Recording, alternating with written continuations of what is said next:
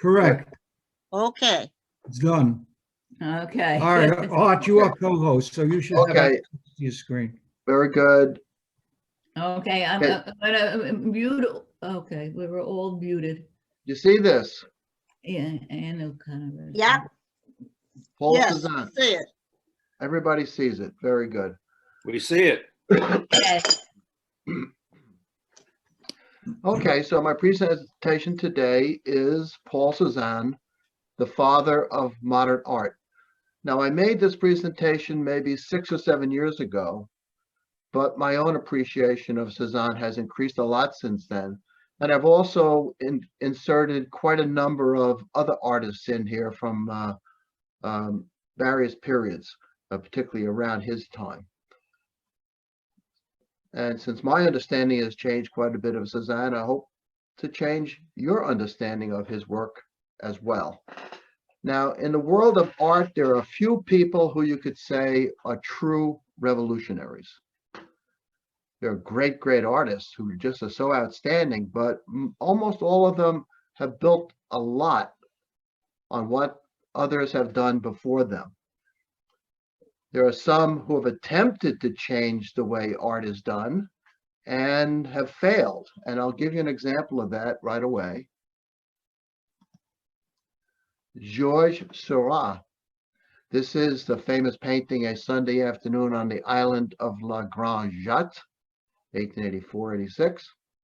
And he is using the technique of pointillism, very fine little clusters of color. I'll show that in detail. So there's a gentleman, actually not from this picture, but from another picture, and then a close-up of his nose and his mustache and his eyes.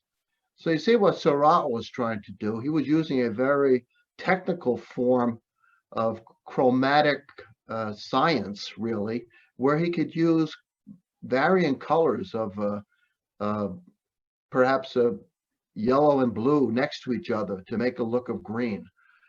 He thought that this would become a new way to do art. He was wrong. It really led nowhere. He had Paul Cezanne followed him. Camille Pissarro did a little bit of work in pointillism, but really it didn't do anything as far as changing the art world. Paul Cezanne, this is he. A self-portrait, dates to 1879, when he's 40 years old. At this time, right around when he's 40, he said the following: I am the primitive of a new art. I shall have my successors. I can sense it. Unlike Seurat and others, Cezanne was correct. In my opinion, Paul Cezanne stands out as not only the most influential post-impressionist painter, but he is, I haven't seen anybody quite use these words, but I am, the father of modern art. So first I want to be sure that everybody, Bert, could you just wave your hand to let me know that you're getting my voice across and the pictures are fine? It's good. Okay, thumb up. Okay, very good. Okay, so here are a few of the more famous of the post-impressionists. Paul Gauguin with his Tahitian beauties. This one at the Boston Museum of Fine Arts. We can go up there and see it. I mentioned previously Georges Seurat. Here is his A Sunday Afternoon on the Island of La Grande Jatte. So these are not specifically impressionists. They're just following behind the impressionists. We have this painting that I used in my prior presentation, Vincent van Gogh's Starry Night. Gorgeous, absolutely gorgeous. And here's another post-impressionist, Henri Rousseau, The Dream. He did a series of jungle paintings. As great as they were, these artists' innovations pretty much died with them. because I'm not saying they don't stand as great artists till today. They surely do, but it's not that they created any revolution in the art world. Their ideas were not really carried forward.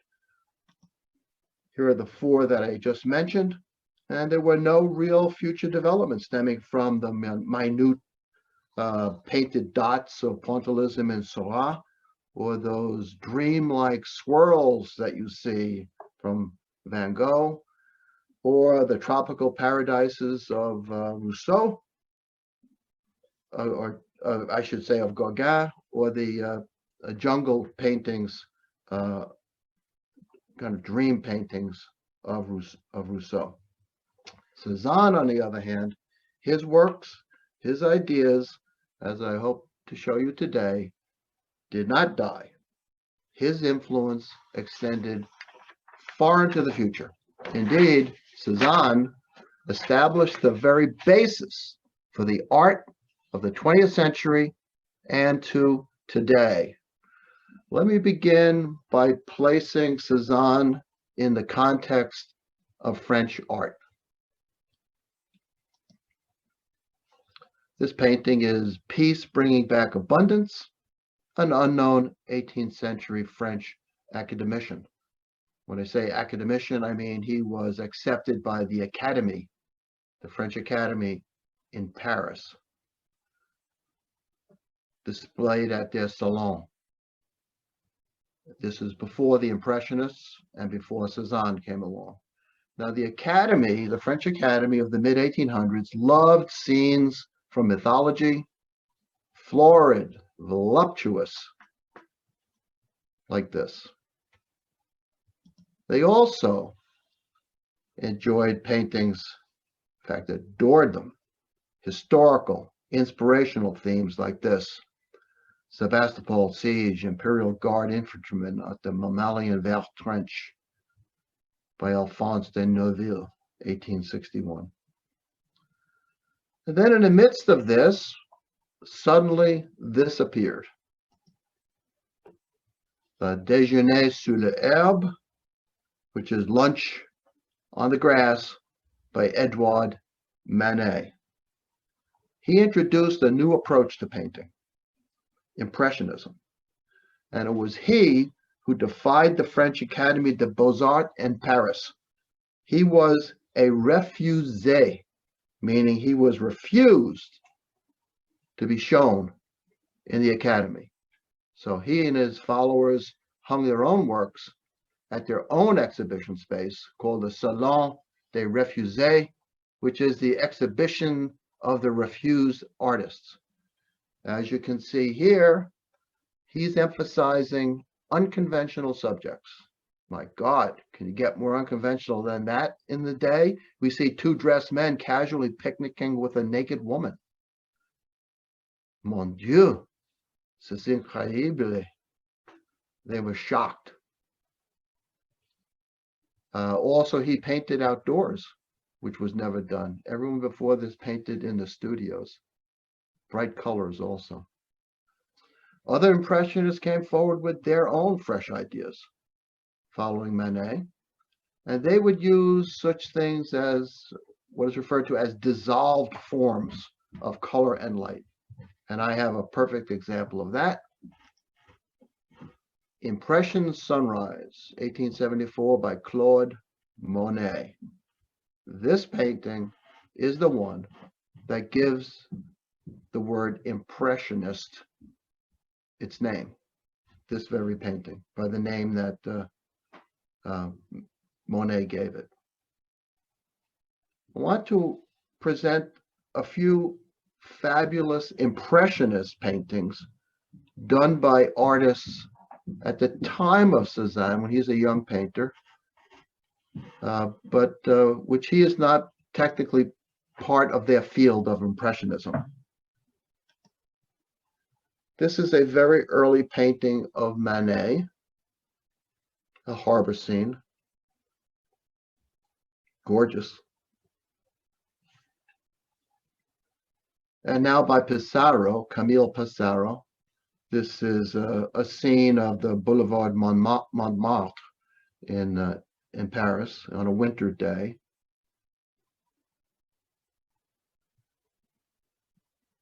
I think you, like me, love the Impressionists. They may, in fact, be your favorite kind of art, Impressionist art. I think that's true of more than any other school of art, more than modern art. I think people like Impressionists or classical art.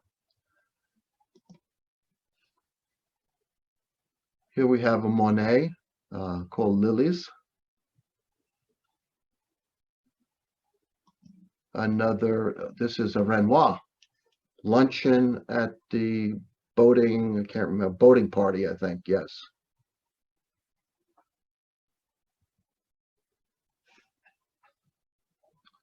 And finally, a Degas. Oh no, this is a Renoir, I'm sorry. And finally, a Degas. This one is called the Absinthe Drinker. Now, Cezanne began painting outdoors with the Impressionists in 1872. He's in his early 30s, and he exhibited with them a few times, only a very few times. He did learn much from them, but he didn't contribute anything to the Impressionists. Nobody really picked up on his kind of offbeat work done at the Impressionist time. This is one of his works, The Promenade, and it was done outdoors. It's in a way kind of like in the Impressionist style, but not really. It was done only three years after Manet did his Le Déjeuner sur l'herbe, the luncheon on the grass.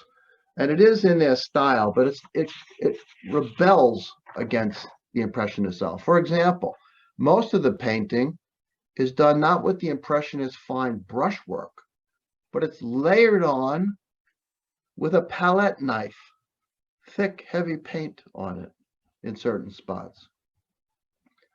Cezanne was reacting against the lack of structure in the Impressionist paintings. He wanted more than a suffusion of light.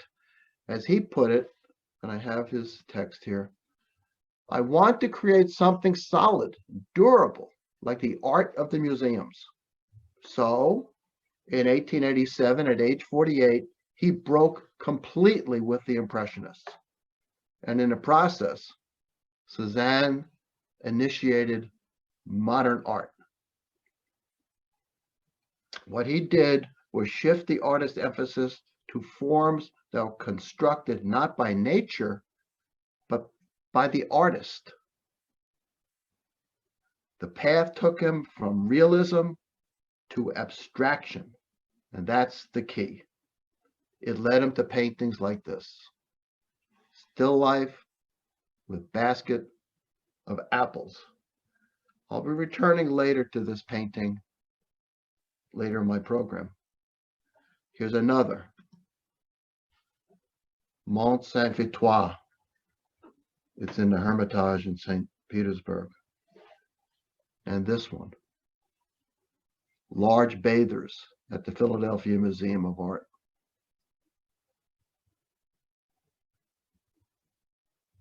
Do you remember Sister Wendy? Bert, do you remember her? Maybe not. She used to do art shows, mostly on Western art, but other forms of art. These were art appreciation lectures that were done on TV, and she had videos, etc. She called this painting, the Large Bathers, the greatest of Cezanne's work. Few Frenchmen would agree with Sister Wendy. They were horrified with this kind of thing. Indeed, his work was discredited by the public, misunderstood during most of his life. I want to show you three Impressionist paintings. So the Impressionists focused on light and dissolved forms like this. Cezanne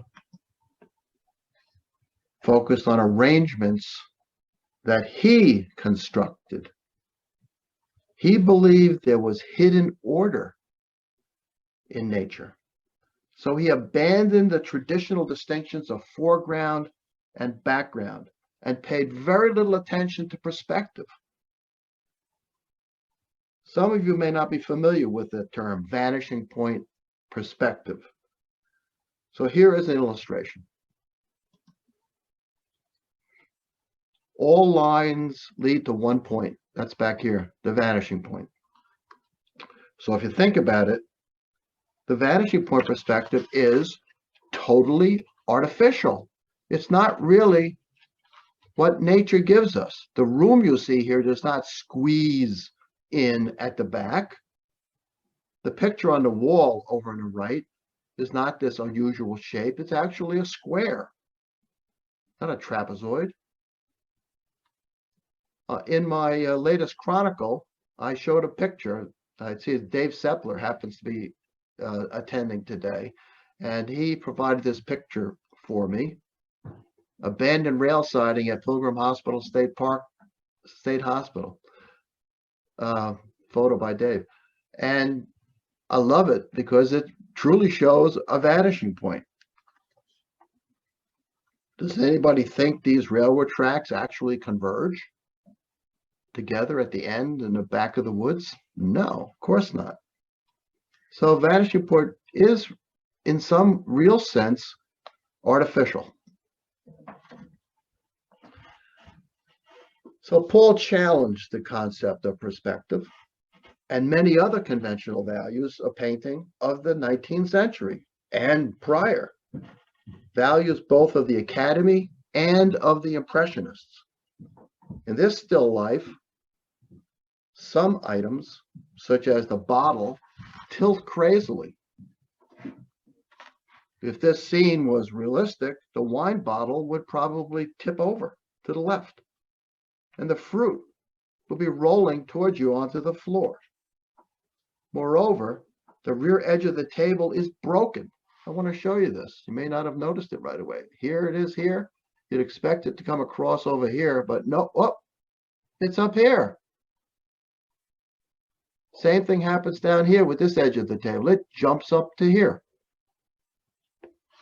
This block suddenly appears that didn't even exist over here. His paintings are abstract. Regardless, the items are still recognizable in every way. No one had painted this way before, but many artists after him would do it. Now, let me tell you a bit about Cezanne's life. Here he is at age 22, a photograph. He was born in 1839 in Aix-en-Provence in the south of France. To show you where that is, there it is, right down there, right next to Marseille. He went to school there. He formed a close friendship with the author Émile Zola, and Zola would have a significant influence on his life. He studied law at his father's insistence. His father was a wealthy banker. I want to show you a picture of him. Oh, there's Zola and Cezanne. I should have shown you that. And here's a painting that Cezanne did of his father, Louis Auguste, a wealthy banker. He fiercely objected to his son Paul painting. Paul, by this point, was studying law at the father's insistence, but also going to art school. And he wanted to paint. Fierce objections from Dad. And so he joined his friend Zola in Paris, living with Émile. Now we think about painters of the day, I think particularly of Paul Cezanne, who said to have sold his boots to buy a piece of canvas. he was so poor. This is not true of Paul Cezanne. His father reluctantly consented to his son being a painter and provided financial support for quite a few years. Eventually, Paul inherited a huge sum of money, and he was able to live and paint without any financial worry. And this is quite fortunate because only in the last few years of his life did any of his paintings receive any real attention from the commercial art world. In other words, he didn't make any money at the job of being an artist. Here's his self-portrait from 1876. So he moved to Paris, as I said, but as an application to the École d'Art, which is the Academy's art school, was rejected. The works he submitted, they did not feel were up to his participating in the school. For the next 5 years, he repeatedly submitted his work to the official salon, and they continued to reject him year after year. Now, in my opinion, there were good reasons for them to reject his work. Take a look at this work from the day. The Abduction, 1867. My goodness. He was painting at this time bizarre subjects, violence, fantasy, harsh, somber colors, extremely heavy brushwork and palette work. As you see in this one, The Abduction. I mean, I ask you, would any of you want this painting hanging on your living room wall? I wouldn't. The Academy felt the same. It took a woman and some new Parisian French to change his life and his art. Madame Cezanne, whose name is Marie Hortense Fiquet. In 1872, when he was 33, Cezanne's mistress, Marie Hortense Fiquet, gave birth to a son, who they named Paul. This relationship was kept secret from Dad. He was afraid that his monthly stipend would be cut off, kept secret for several years. This was also a time when he met Camille Pissarro, an older painter who was helping to guide him in the Impressionist direction, but and he did exhibit with them for some time in 1874 and 1877. He exhibited with the Refugees, but it was not in the Impressionist style. Now, I should say some things about Madame Cezanne. She was a spendthrift. She also was a gambler, loved perfumes and nice clothing and so on. This wasn't going to work with the amount of money that Cezanne was getting. And so he had to leave Paris, where all of these attractions, financial attractions to her were, and he went back to his hometown, or not his hometown at that point, because he was still hiding the kid from and his mistress from his father, but he went back to Provence. That became important because not only had he been an outsider to Impressionists, he now left them completely and would work for the rest of his life in isolation in Provence. Now, he did live there until he died in 1906 at age 67, at that point in his hometown of Aix-sur-Provence.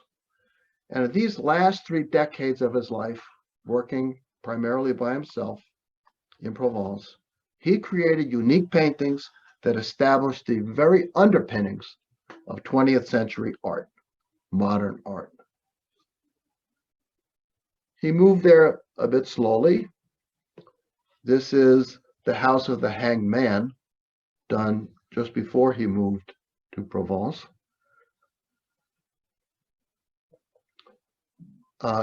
He was working a bit with Pissarro at this point, and I have a comparison of his and Pissarro's piece.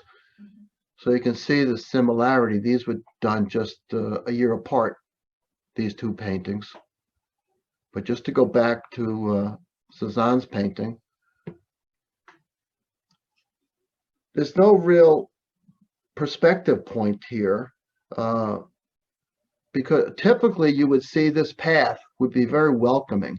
It would be a nice V shape, like those tracks that we saw in the forest, the pine forest. That's the style that would have been done. But here we have this path disappearing down. Now the theme again is the house of the hanged man. We have these boughs coming out from the tree and this drop off down here. I mean, it almost reminds me of a gallows.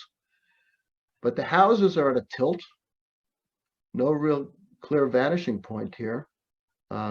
These blocks of a barn, kind of different from what the Impressionists would have done.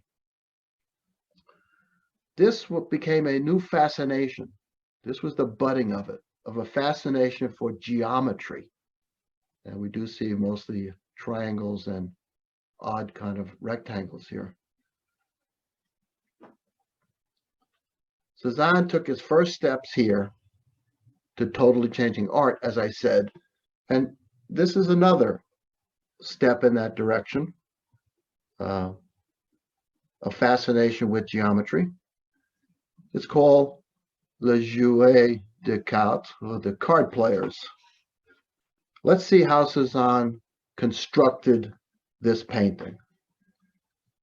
Now the card players, they're monumental in this painting.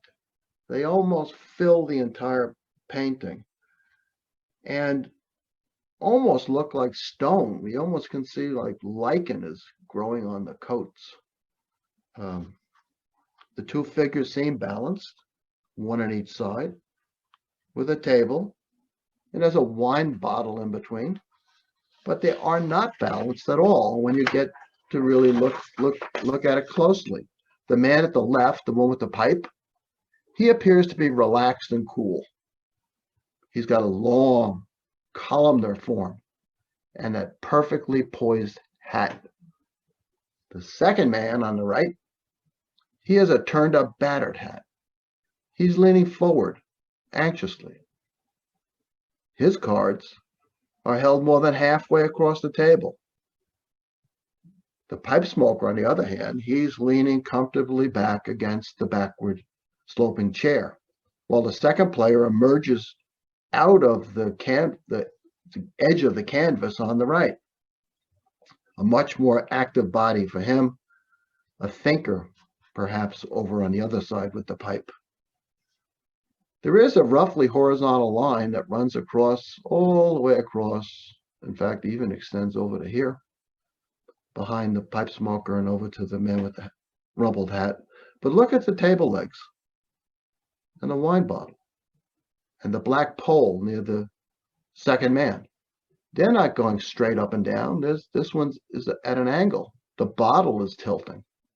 The legs are tilting. The man is tilting. All of these are constructed elements. And I think they add to the appreciation of the painting. In fact, as I analyze this painting, it's only my opinion. I would bet on that guy with the pipe any day. This other one is simply revealing that he's just too eager, the man with the rumpled hat.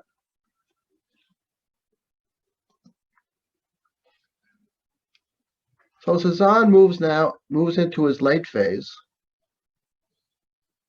most influential stage, while still living a solitary life in Provence. And he concentrated on a few basic subjects: still lifes, bathers, Mont Saint-Victoire, and landscapes. I'll briefly cover all four. We'll look at paintings from each. This is the still life with a peppermint bottle, done in 1890. It's in a National Gallery, so we can get down there and see that. It is one of the most creative of all of his still lifes. He's minimized the depth of the table. We see nothing of the top of the table, and its objects seem to be simply suspended. There's an absence of clear perspective. We have no vanishing point whatsoever. Now let's look at a close-up of the objects on the table.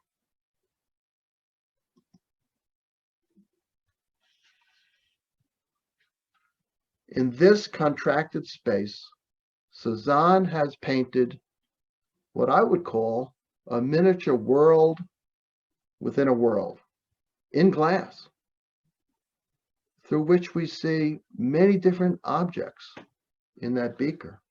Look how that water flask reflects the fruit we see here. In fact, I think the reflection of the fruit reflects off the glass and reflects back into the bottle. The drapery, that gets reflected up there too. The wall gets reflected here. Reflections in the second bottle, it's a peppermint bottle here. They come from various directions, and they almost make the round bottle look like it has sharp, rectangular, angular edges to it. I see in these things a hint of the cubism that will be coming, where you can see around the back of the bottle, in a sense, by the wall reflecting. Do you? I don't know. I do. This is the larger painting again. Look also at the asymmetry in the drawing of the flask. The left side we see comes pretty straight down. The right side bows way out. But it doesn't interfere with our understanding that this is a flask. It's just off vertical. And I will be coming back to this painting later because I want to talk about the drapery at the bottom in another context. I mentioned in his late period, bathers was a theme. And here is large bathers, 7 feet by 8 feet, a huge painting. It's at the Philadelphia Museum of Art. Now the bathers don't have any eye contact with each other, but you can see still the strength of the grouping together. Now, coincidentally, I was kind of struck by this. Cezanne was rather prudish. Although he had married Marie Hortense, who was a model, he never painted a naked woman from real life. Anytime he painted a naked woman, it was from his imagination or from his memory, which is the case here. Now, this painting's influence is clear to me, maybe not to you, but I'll try it, by the following comparison that I will make to Picasso's very first Cubist painting, coincidentally, almost the exact same huge size of this painting. And there it is, Picasso's Les Demoiselles d'Avignon. It is perhaps his most famous painting, and as I said, this makes him the father of, I don't know if the father of Cubism from this, but it's his first Cubist. It is his first. Others had worked in this direction before him. So I see comparisons. Maybe you don't. I do. It would seem that these models are from his imagination too.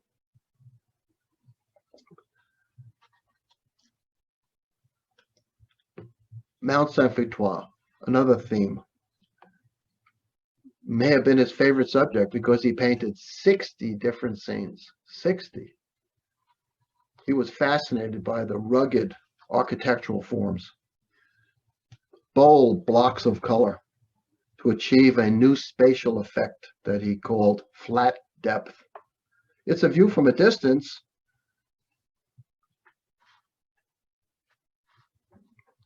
Now here the mountain is seen from a quarry. called the famous quarry. Cezanne himself provided an analysis of his own painting. We don't see that too often from a painter, but he did. Treat nature by means of the cylinder, the sphere, and the cone. That one sentence says an awful lot about the way Cezanne felt about painting. Lines parallel to the horizon give breadth. Lines perpendicular to this horizon give depth. But nature for us is more. Whence the need to introduce vibrations represented by the reds and yellows and a sufficient amount of blueness to give the feel of air. Now you note the quarry in the foreground. Cezanne, he painted that quarry by itself. And here it is, La Rochelle Rouge, which is the red rocks. It's kind of interesting. Before I fully appreciated Cezanne, I really didn't know his work very well. It happened that Nori and I toured this same quarry. We were there on a motorcycle back in, 2004. And I took a picture, unaware that Cezanne had painted the same cliffs, although he did it in a different light. So here's my photo of one of the Red Rocks paintings. My photo, what he painted. It's probably not the exact same rock, different light. So another theme that he loved was the bay from L'Estaque. This is a bay. Oh, I used this in my previous presentation on art, interpreting art. He did many city landscapes in his later years, like this one. It's really the Bay of Marseille from the city of L'Estaque. There's a lot of geometry here. Curves, triangles, rectangles, cylinders, all here. Here's another of his geometric type paintings, the turning road on Montegarou. In this late stage of his career, Cezanne finally began to get attention from young artists. They were struck by his method of reducing the forms of nature to essential geometric shapes. Now, in this next painting, you could easily guess that this painting, the Viaduct de l'Estaque, is a Cezanne, but it is not. It is Georges Braque, a fully modern artist. It's considered his first Cubist painting, I think. I'm not sure about that. By the time of Cezanne's death in 1906, Picasso and Braque were exploring Cezanne's radical style, as this work shows. In fact, my note does say that this is referred to as Georges Braque's earliest Cubist work. It's done only 2 years after Cezanne's death. And with this painting, Braque is considered the founder of Cubism. But you got to be kidding. Is he really the founder of Cubism here, Braque? These are a couple of Cezannes that were painted late, because Cezanne's late period. And that other painting before with the flasks, you could say Cezanne is the founder, but I'll stick with Braque. Here's another painter that just a few years later also picked up on Cezanne's ideas. There's Juan Gris, another Cubist painter. It's called Landscape with Houses at Céret.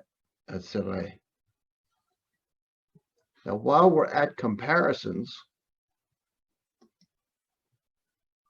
this is my own idea. No, it seems to me that if you look at Mount Saint-Victoire by Cezanne, and you look at Picasso's portrait of a woman over here, there's an awful lot of similarities. I know Picasso was studying Cezanne's work, and I almost think that that's where he got this idea. I have one last Picasso-Cezanne comparison.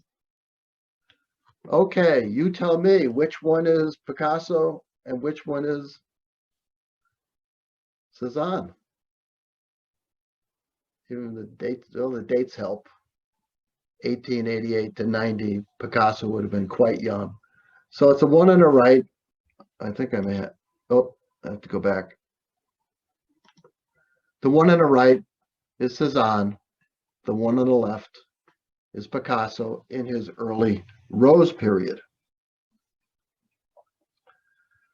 Now, remember the painting I showed you just before, and we looked at the flask and the bottles and so on, the fruit. I said I would be returning to it, and here it is. So let's look for a moment at what really is the grandest feature of the painting. It's the curves in the cloth. We see, I think I have a close-up. I'm sure I do. There it is. We see rhythms in here. We see curved lines. We see straight lines. We see the heavy blue cloth is arrayed in such a way that we cannot make out any really clear, coherent pattern in the cloth. It's branching, free floating. It reminded me, as soon as I saw it, of Vasily Kandinski. And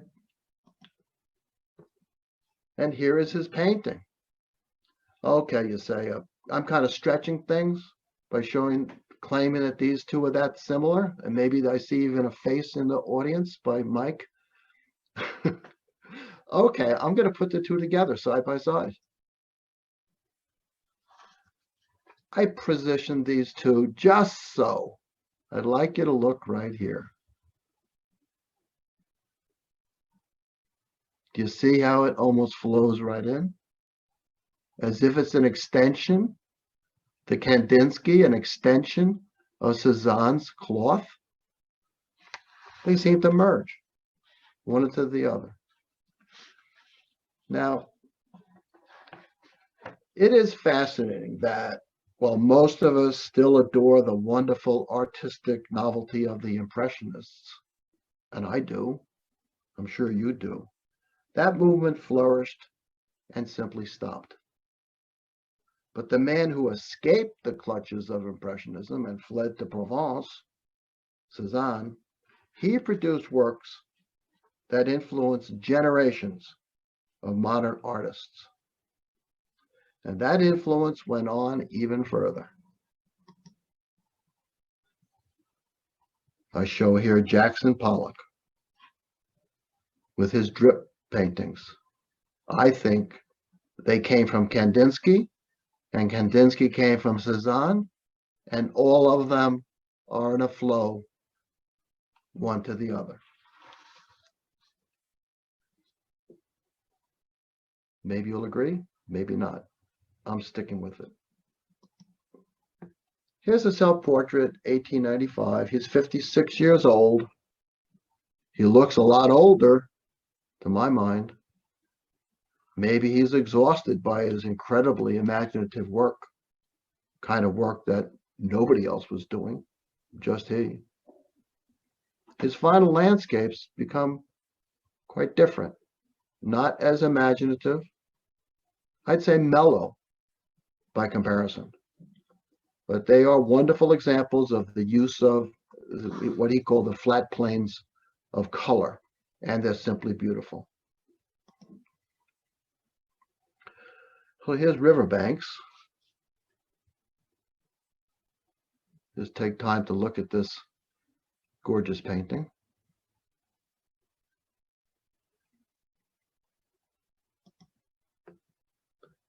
And Bend in a Forest Road, another beauty.